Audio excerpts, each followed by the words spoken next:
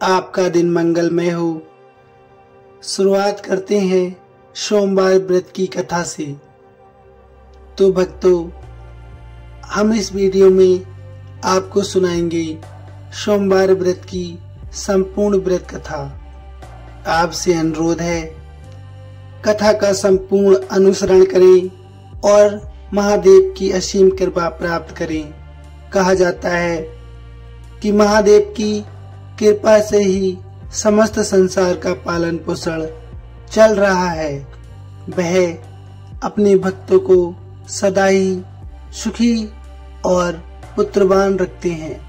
इस कथा में पुत्र की कहानी सुनाई जा रही है।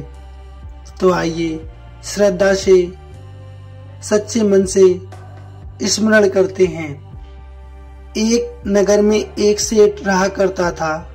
उसे धन ऐश्वर्य की कोई कमी नहीं थी, फिर भी वह बहुत दुखी रहता था क्योंकि उसके घर कोई पुत्र नहीं था। पुत्र प्राप्ति के लिए वह प्रत्येक सोमवार को व्रत रखा करता था तथा पूरी श्रद्धा के साथ शिवालय में जाकर भगवान गौरी शंकर की पूजा अर्चना किया करता था। उसके भक्ति भाव से दयामयी पार्वती जी द्रवित हो गई और एक दिन अच्छा अवसर देखकर उन्होंने शंकर जी से विनती की, हे स्वामी, ये नगर का सेठ आपका परम भक्त है, नियमित रूप से आपका व्रत रखता है, फिर भी आप उसे पुत्र के अभाव से क्यों वंचित रखे हैं? कृपया इसकी मनोकामना पूरी कर दो। दयालु पार्वती की ऐसी इच्छा को सुनकर भगवान शंकर ने कहा, हे पार्वती, ये संसार कर्म भूमि है। इसमें जो जैसा करता है वैसा ही उसको फल मिलता है। इस साहूकार के भाग में पुत्र सुख है ही नहीं। शंकर के इनकार करने पर भी पार्वती जी नहीं मानी। वह निराश हो गई, परंतु उन्होंने फिर भी शिव जी से बार बार आग्रह किया कि उस साहूकार को पुत्र सुख देने से आप वंचित बिल्कुल न रखें। भगवान शिव ने पार्वती से कहा, तुम्हारी इच्छा है इसलिए मैं इसे पुत्र प्रदान करता हूँ, लेकिन इसकी आयु अल्पायु होगी। वह 12 वर्ष की आयु में ही मृत्यु को प्राप्त हो जाएगा। संयोग से नगर सेठ गौरी शंकर संवाद सुन रहा था। समय आने पर नगर सेठ को सर्व सुख संपन्न पुत्र रत्न की प्राप्ति हुई। सब और खुशियां मनाई गईं। नगर सेठ को बधाइयां दे रहा था, लेकिन सेठ के मन में उदासी की कोई कमी नहीं आई, क्योंकि वह जानता था कि यह पुत्र केवल 12 वर्ष के लिए ही प्राप्त हुआ है। उसके बाद काल उसे मुझसे छीन लेगा। इतने पर भी सेठ ने सोमवार का व्रत और गौरी शंकर का पूजन हवन यथाविधि पहले की तरह ही जारी रखा। जब बालक 11 वर्ष का हो गया तो वह पूर्ण युवा जैसा लगने लगा। फलतः सभी चाहने लगे कि उसका विवाह कर दिया जाए। नगर सेठानी का भी यही आग्रह था, किंतु सेठ पुत्र के विवाह को तैयार नहीं हुआ। उसने अपने साले को बुलवाकर आदेश दिया कि वह पर्याप्त धन लेकर पुत्र सहित काशी के लिए जाए और रास्ते में भजन दान दक्षिणा देता हुआ काशी पहुंचकर सर्व विद्या में पूर्ण बनाने का प्रयास करे। मामा भांजे काशी के लिए रवाना हुए। हर पड़ाव पर वे यज्ञ करते, ब्राह्मणों को भोजन करवाते और दान दक्षिणा देकर दीनहीनों को संतुष्ट करते।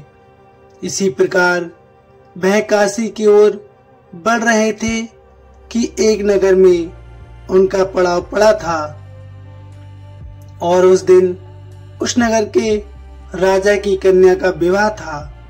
बारात आ चुकी थी, किंतु वर पक्ष वाले बहुत भयभीत थे, क्योंकि उनका वर एक आंख से काना था।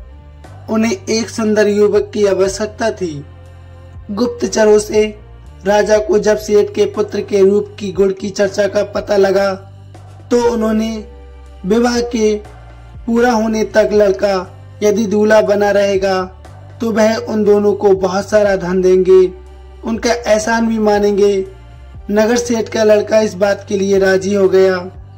कन्या पक्ष के लोगों ने राजा की पुत्री के भाग्य की बहुत सराहना की कि उसे बहुत सुंदर वर मिला है।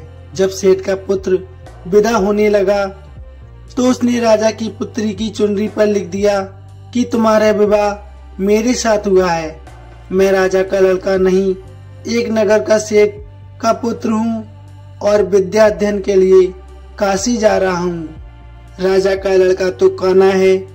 राजा की लड़की ने अपनी चुनरी पर कुछ लिखा हुआ देखा तो उसे पढ़ा और विदा के समय काने लड़के के साथ जाने से इनकार कर दिया। फलतः राजा की बारात खाली हाथ लौट गई। नगर सेठ का पुत्र काशी जाकर पूरी श्रद्धा और भक्ति से अध्ययन में जुट गया। उसके मामा ने यज्ञ और दान पुण्य का काम भी जारी रखा। जिस दिन लड़का पूरे 12 वर्ष का हो गया उस दिन भी और दिनों की तरह उन्होंने यज्ञ आदि करते रहे। तभी उसकी तबीयत खराब हुई। वह भवन के अंदर ही कमरे में आकर लेट गया। थोड़ी देर में मामा पूजन करने को उसे लेने आया तो उसे मरा देखा। उसे अत्यंत दुख हुआ और वह बेहोश हो गया। जब उसे होश आया तो उसने सोचा कि यदि मैं रोया चिल्लाया तो पूजन में विघ्न पड़ेगा, ब्राह्मण लोग भोजन त्याग कर चले जाएंगे। अतः उसने धैर्य धारण कर समस्त कार्य निपटाया और उसके बाद जो उसने रोना शुरू किया तो उसे सुनकर सभी के हृदय विदीर्ण हो गए। सौभाग्य से उसी समय उसी रास्ते से गौरी शंकर जा रहे थे। गौरी के कानों में भय करुण पुकार जब पड़ी तो उनका हृदय करुणा से भर गया। सही स्थिति का ज्ञान होने पर उन्होंने शंकर भगवान से आग्रह किया कि बालक को पुनः जीवन प्रदान कर दें। शंकर भगवान को पार्वती जी की प्रार्थना स्वीकार करनी पड़ी। नगर सेठ का इकलौता लाल पुनः जीवित हो गया। शिक्षा समाप्त हो चुकी थी। मामा भांजे दोनों अपने नगर के लिए वापस हो गए। रास्ते में पहले की तरह दान दक्षिणा देते हुए उसी नगर में पहुंचे जहां राजा की कन्या के साथ लड़के का विवाह हुआ था। तो ससुर ने लड़के को पहचान लिया। अत्यंत आदर सत्कार के साथ उसे महल में ले गया। शुभ मुहूर्त निकालकर कन्या और जमाता को पूर्ण दहेज के साथ विदा कर दिया। नगर के सेठ का लड़का पत्नी के साथ जब अपने घर पहुंचा तो पिता को यकीन ही नहीं हुआ। लड़के के माता पिता अपनी हवेली की छत पर चढ़े बैठे थे। उनकी प्रतिज्ञा थी कि वहां से तभी उतरेंगे जब उनका लड़का स्वयं अपने हाथों से उन्हें नीचे उतारेगा, वरना ऊपर से ही छलांग लगाकर आत्महत्या कर लेंगे। पुत्र अपनी पत्नी के साथ हवेली की छत पर गया। जाकर माँ बाप के चरण स्पर्श किए। पुत्र और पुत्र वधू को देखकर नगर सेठ और सेठानी को अत्यंत हर्ष हुआ। सबने मिलकर उत्सव मनाया और शिव जी की जय जयकार की। इसी प्रकार उस सेठ ने शिव जी का व्रत आगे भी जारी रखा, जिसके कारण उसका अनंत जीवन सुखमय व्यतीत हुआ और अंतकाल में शिवदूत उसे शिव नगरी ले गए। तो प्रेम से बोलिए हर हर महादेव। वीडियो कैसी लगी प्लीज कमेंट में अवश्य बताइए।